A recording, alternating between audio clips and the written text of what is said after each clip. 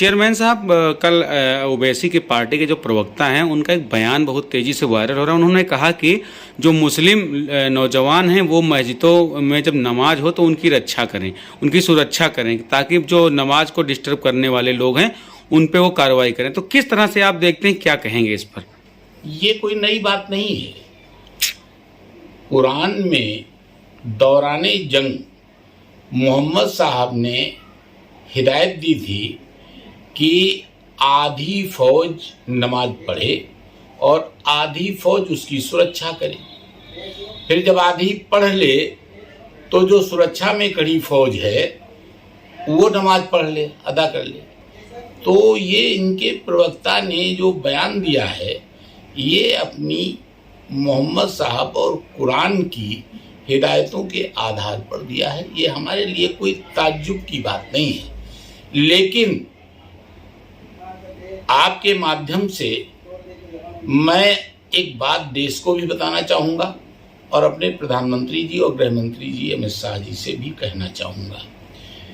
परिस्थितियां, हम लोग चूंकि जमीनी स्तर के नेता हैं, परिस्थितियां इस समय इस तरह की हो गई हैं कि एक अघोषित जंग की शुरुआत है।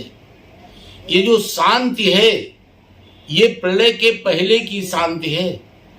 देश आज सीधा सीधा गृह युद्ध के कगार पर आकर के खड़ा हो गया है। मैं इसके लिए आगाह करना चाहूंगा, अपने हिंदुओं को भी आगाह करना चाहूंगा, हिंदू संगठनों को भी आगाह करना चाहूंगा, अपनी पार्टी को, जनता को, सबको आगाह करना चाहूंगा कि इसके लिए व्यापक तैयारी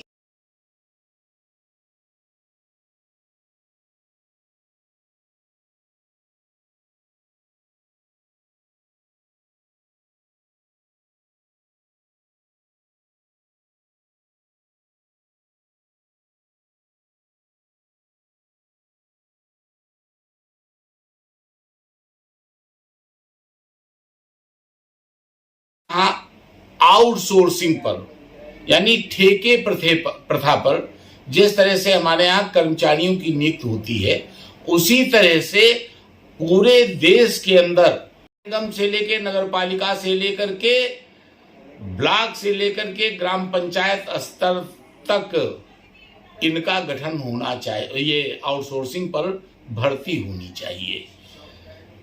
ये भले ही 3 साल के लिए हो, टेम्परेरी हो, लेकिन ये अति आवश्यक है, क्योंकि उन परिस्थितियों में जब ये दंगाई सड़क पर निकल करके खड़े होंगे, आज दिल्ली की घटना देख लीजिए, आज मध्य प्रदेश की घटना देख लीजिए, आज राजस्थान की घटना देख लीजिए, उन परिस्थितियों में हमारी पुलिस और सेना नाकाफी हो जाएगी। इसलिए मैं एक सुझाव देना चाहूँगा गृह मंत्री जी से कि नगर पालिका स्तर पर कम से कम 300 सैनिक की आउटसोर्सिंग से भर्ती हो जाए, पंचायत पर, नगर पंचायत पर 100 सैनिक भर्ती किए जाएं आउटसोर्सिंग से, पंचायत स्तर पर, ग्राम पंचायत स्तर पर 50 लोगों की नियुक्ति की जाए। इसका खर्चा हम लोग वहन करने के लिए तैयार हैं। हम सरकार पर निर्भर नहीं रहना चाहते।